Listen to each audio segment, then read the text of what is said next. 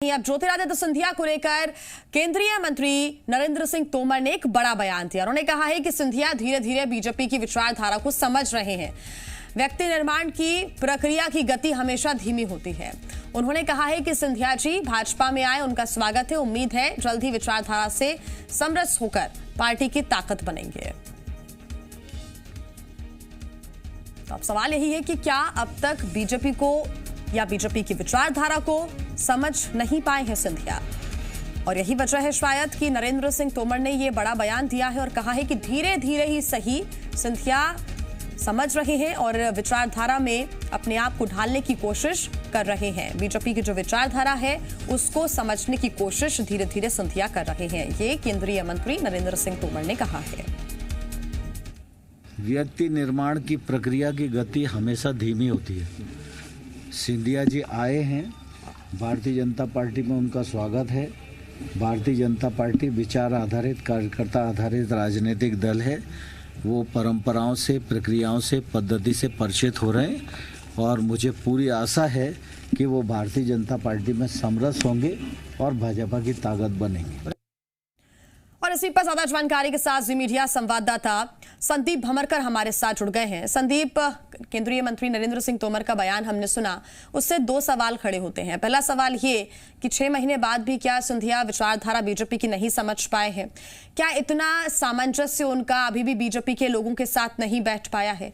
और एक और बात नरेंद्र सिंह तोमर ने कही है, दूसरी बात ये कि आगे जाकर उम्मीद है ऐसी कि जल्दी विचारधारा से वो समरस होकर पार्टी की ताकत बनेंगे। क्या अभी तक वो एक बड़ी ताकत मजबूती के साथ सामने लेकर नहीं आए हैं सिंधिया?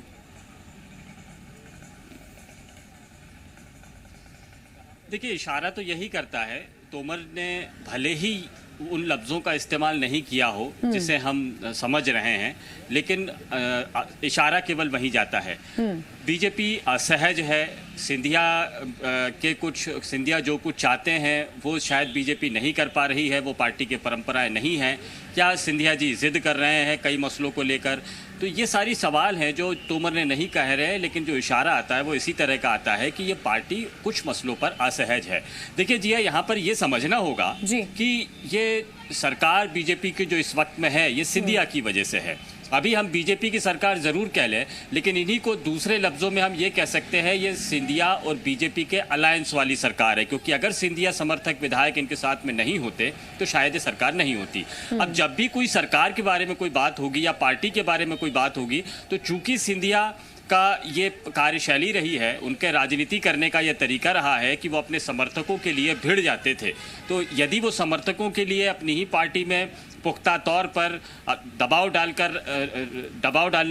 डालते थे या इस तरह की राजनीति करते थे, तो ये कांग्रेस में ऐसा चल जाता था। लेकिन बीजेपी की परंपरा ये नहीं है। यहाँ पर सामूहिक निर्णय होते हैं और कोई भी निर्णय पार्टी के आला कमान की मर्जी के बगैर नहीं किए जाते हैं। यहाँ पर अपनी राय रखने की इजाज़त ज़रूर है, ये छूट दी जाती है, लेकिन ये राय आपकी कितनी उसको मान्य होगी नहीं होगी ये भविष्य में देखा जाता है। संदीप, अब ये बयान कई सवालों को जन्म देता है जी। जैसे कि आप पिछली कुछ घटनाओं का जिक्र कर रहे हैं, उन्हीं घटनाओं में से एक घटना संदीप ये भी नजर आती है कि अभी तक शायद बीजेपी के जो कार्यकर्ता हैं वो भी एक्सेप्ट नहीं कर पा रहे हैं। जैसा कि पोस्टर्स में भी हमने देखा, वहां पर भी सिंधिया नदारद ही नजर आए थे, और शायद यही वजह है कि ये जो पुरानी घटनाएं हैं उनका भी आप जिक्र कर रहे हैं।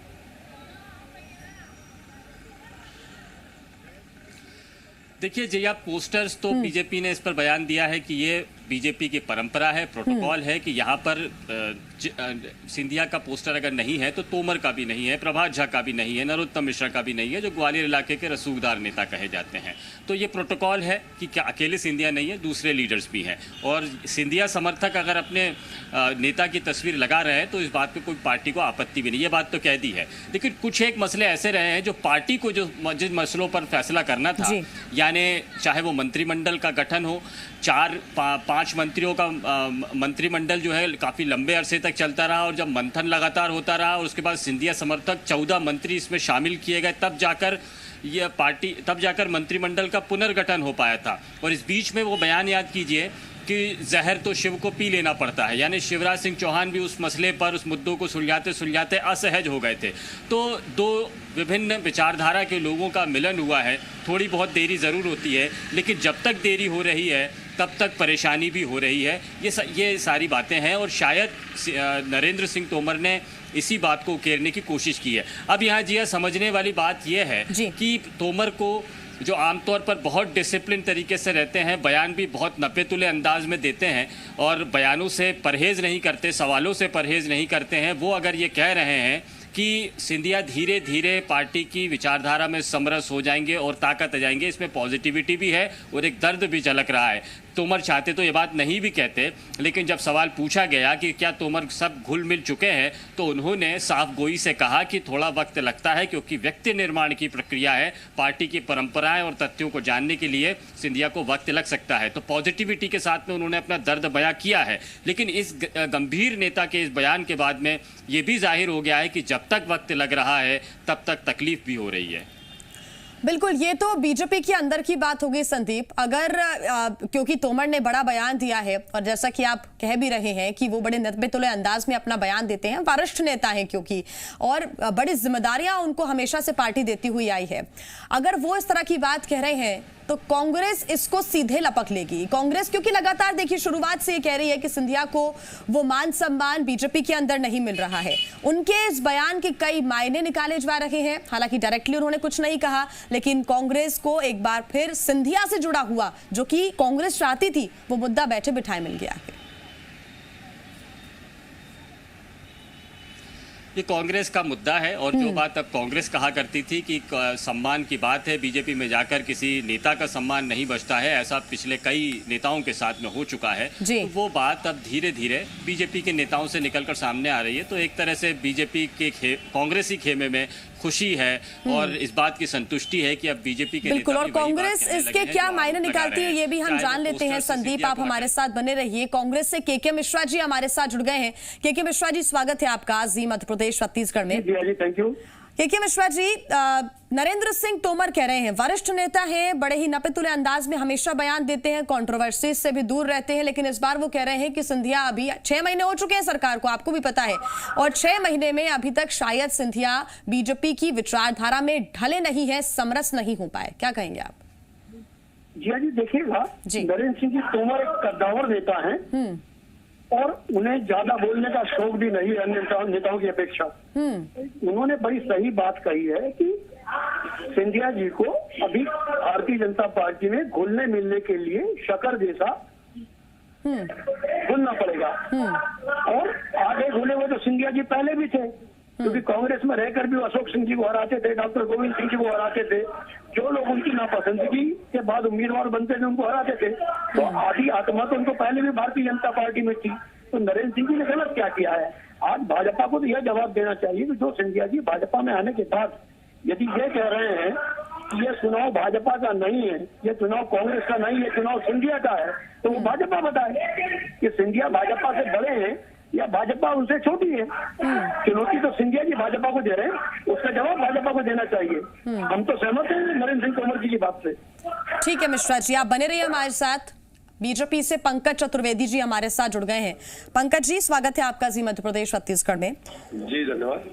पंकज जी, नरेंद्र सिंह तोमर जी कह रहे हैं कि अभी थोड़ा सा समय लगेगा जब सिंधिया पूरी तरीके से बीजेपी की विचारधारा में घुल मिल जाएंगे। 6 महीने हो चुके हैं, क्या अब तक बीजेपी को समझ नहीं पाए सिंधिया?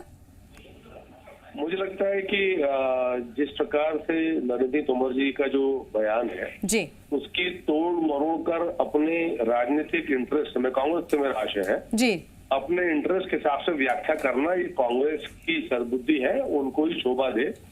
सिंधिया जी को इस बात की आवश्यकता नहीं कि कांग्रेस पार्टी इस बात का प्रमाण करे कि क्या है सही है क्या नहीं है। सिंधिया जी ने बहुत स्पष्ट तौर पर कहा कि भारतीय जनता पार्टी परिवार, पूरी भारतीय जनता पार्टी और भारतीय जनता पार्टी की विचारधारा सब कुछ अब सिंधिया जी के लिए वही राजनीतिक कर्मभूमि है और उसी के अनुरूप काम कर रहे हैं। और यही कारण है कि भारतीय जनता पार्टी की विचारधारा में समरस होने के बाद भारतीय जनता पार्टी की तरफ से सिंधिया जी राज्यसभा में है और इस चुनाव में मध्य प्रदेश में माननीय मुख्यमंत्री जी और तमाम नेताओं के साथ जो कैंपेन का मूवमेंट है उस कैंपेन के मूवमेंट में फोर फ्रंट पर है। अब ठीक। कांग्रेस कुछ भी अनुमान लगाते थे, कांग्रेस का विषय नरेंद्र तोमर जी ने भी स्पष्ट तौर पर कहा कि समरस होने की जो प्रक्रिया है वो प्रारंभ है, उसमें शामिल है। तो उनके बयान को जिस प्रकार से कांग्रेस प्रस्तुत कर रही है, कांग्रेस का बुद्धि विवेक है। सिंधिया जी और तमाम भारतीय जनता पार्टी के लोगों को पंकज जी एक चीज आप बताइए, एक बात बताइए कि जब जैसे ही सिंधिया ने बीजेपी ज्वाइन की तो क्या आप इस बात को मानते हैं कि पार्टी को मजबूती मिली, या अभी पार्टी को मजबूती मिलना कुछ दिनों बाद बाकी है जब सिंधिया बीजेपी को अच्छे से समझ जाएंगे? क्योंकि नरेंद्र सिंह तोमर ये कह रहे हैं कि अभी वो धीरे धीरे विचारधारा को समझ रहे हैं और आने वाले दिनों में उम्मीद ऐसी है कि वो पार्टी के लिए एक मजबूती के साथ अपनी जो बातें हैं वो सामने रखेंगे जनता के। नहीं, एक तो नरेंद्र सिंह तोमर जी ने ऐसा नहीं कहा जैसा शब्दशः आप बोल रहे, नंबर 1 जी। नंबर 2, भारतीय जनता पार्टी कार्यकर्ता आधारित संगठन है जी, जहाँ संगठन की शक्ति कार्यकर्ताओं के श्रम के आधार पर बहुत सारी चीजें होती है। और कांग्रेस का दोष मैं नहीं मानता, क्योंकि कांग्रेस में गुटबाजी, खेमेबाजी, राहुल कांग्रेस अलग, कमलनाथ कांग्रेस अलग, इस प्रकार की व्याख्या विश्लेषण होता था। कांग्रेस हर चीज को उसी नजर से देखती, झंडा डंडा बैनर पोस्टर, कहाँ है सिंधिया जी। कांग्रेस को इस बात की चिंता नहीं है कि कांग्रेस की किस प्रकार की राजनीतिक दुर्दशा दुर्गति हुई इस मध्य प्रदेश में। 15 साल के बाद बनी मराई सरकार, कमलनाथ जी और दिग्विजय सिंह जी छोटे मियां बड़े मियां के अहंकार के चलते ध्वस्त हो गई, सड़क पर आ गए, उसके बाद समझने तैयार नहीं है। अभी भी जिस प्रकार की हठधर्मिता और राजनीतिक आचरण कांग्रेस पार्टी के नेता और कार्यकर्ता कर रहे हैं और समझते पा रहे हैं। ठीक है पंकज जी, अगर बीजेपी की हम बात करें, नरेंद्र सिंह तोमर जी के एग्जैक्ट वर्ड में आपको बता देती हूँ, उन्होंने कहा है कि जल्द ही विचारधारा से समरस होकर पार्टी की ताकत बनेंगे। क्या अभी तक ताकत नहीं बने हैं? मेरा सवाल सिर्फ इतना सा है। नहीं, मैं तो सिर्फ यही आपसे बता रहा हूँ कि भारतीय जनता पार्टी में कोई नेता व्यक्तिगत तौर पर ताकत होता ही नहीं है। यही इसीलिए और के मिश्रा जी ने भी अभी यही कहा था, मैं उनके पास लौटूंगी, के मिश्रा जी ने भी यही कहा था पंकज जी कि कोई एक व्यक्ति नहीं होता है ताकत, ये आप कह रहे हैं, लेकिन सिंधिया ने एक मंच से ये कहा है कि ये ना बीजेपी का चुनाव है, ना कांग्रेस का चुनाव है, ये सिंधिया का चुनाव है। तो फिर एक व्यक्ति का चुनाव कैसे हो सकता है? मैं उत्तर दूं, मिश्रा जी से पूछ रही है? आपसे पूछ रही हूँ। अच्छा, मुझसे पूछे? जी जी। देखिए, ग्वालियर चंबल में यदि कोई कैंपेन करता है अपने परिवार के बीच जब होता है तो वो कहता है कि मैं आपके परिवार का हिस्सा हूँ और आप राजनीति को छोड़िए, पार्टी को छोड़िए, आप मुझे देखिए। तो परिवार के बीच में बात कर रहे हैं। पर चुनाव चिन्ह कोई अलग से चुनाव चिन्ह है, कमल का चुनाव चिन्ह भारतीय जनता पार्टी का कैंपेन, भारतीय जनता पार्टी के प्रत्याशी। और जब आप अपनों के बीच होते तो आप कहते हैं कि ये मेरा चुनाव है, आप मुझे देखकर वोट दीजिए। जो 28 प्रत्याशी जहां जहां सिंधिया जी कैंपेन कर रहे हैं वो ये कह रहे हैं कि ये भारतीय जनता पार्टी के प्रत्याशी को बाद में देखिए, पहले आप मुझे देखिए, मैं आपके परिवार का हिस्सा हूँ। तो उसको इंटरप्रेट करना कि नहीं उन्होंने अपना कह दिया, तो वो विश्लेषण का और कांग्रेस। के मिश्रा जी, आपका रिएक्शन? के मिश्रा जी, कई बातें पंकज जी ने यहाँ पर कही हैं, दोहराई हैं, आरोप भी लगाए हैं कांग्रेस पर। के मिश्रा जी जी, हमारे मित्र जो भी कह रहे हैं कि कांग्रेस ने इसको फैब्रिकेशन किया है, तो मैं आपसे स्पष्ट कर दूं कि नरेंद्र सिंह तोमर जी के कंठ पर कांग्रेस पार्टी नहीं बैठी थी। नंबर 1, मीडिया ने जो छापा है या जो वीडियो आपने दिखाया होगा उस आधार पर हम बात कर रहे हैं। नरेंद्र सिंह जी के शब्दों को कांग्रेस से जोड़ना अलग है, ये झूठ बोलने का प्रयास है। और जहां बचाव की मुद्रा में हमारे मित्र, उन्होंने बमोरी में महेंद्र सिंह जी की सभा में बोला था कि यह चुनाव भाजपा कांग्रेस का नहीं है, सिंधिया खानदान का चुनाव है। तो भारतीय जनता पार्टी को स्पष्ट करना चाहिए कि वो सिंधिया खानदान भाजपा के अंदर में है या भाजपा से बड़ा है। हम तो सिर्फ इतनी बात करेंगे। तो नरेंद्र सिंह जी ने जो कहा है वो सही कहा है, हम उससे इत्तेफाक रखते हैं। ठीक है के मिश्रा जी, बहुत धन्यवाद आपका हमारे साथ जुड़ने के लिए। पंकज चतुर्वेदी जी, आपका भी बहुत धन्यवाद। एक बड़ा बयान यहाँ पर केंद्रीय मंत्री नरेंद्र सिंह तोमर ने दिया है, कई मायने इसके निकाले जा रही है। साथ ही सिंधिया को लेकर नरेंद्र सिंह तोमर के दिए बयान पर कांग्रेस ने तंज कसा है, क्योंकि कांग्रेस के लिए ये एक बड़ा मुद्दा है। आपको बता दें कि कांग्रेस मीडिया विभाग के उपाध्यक्ष भूपेंद्र गुप्ता ने कहा है कि कांग्रेस का तनाव और सिरदर्द बीजेपी ने खरीद लिया है। ये पहले से आरोप कांग्रेस लगाती आई है। नरेंद्र सिंह तोमर गंभीर नेता है, सिंधिया की वजह से बीजेपी को परेशानी हो रही है और उस परेशानी को शालीनता से नरेंद्र सिंह तोमर जाहिर कर रही हैं। भूपेंद्र गुप्ता ये कह रहे हैं और उन्होंने कहा है कि शिव ज्योति एक्सप्रेस कहने वाली बीजेपी ने एक ड्राइवर को गार्ड वाले डिब्बे में बैठा दिया है। आंतरिक समस्या है, पूरी संरचना शरीर की बिगड़ गई है। किडनी अलग भग रही है, लीवर अलग भग रहा है और हार्ट अलग फम फम कर रहा है।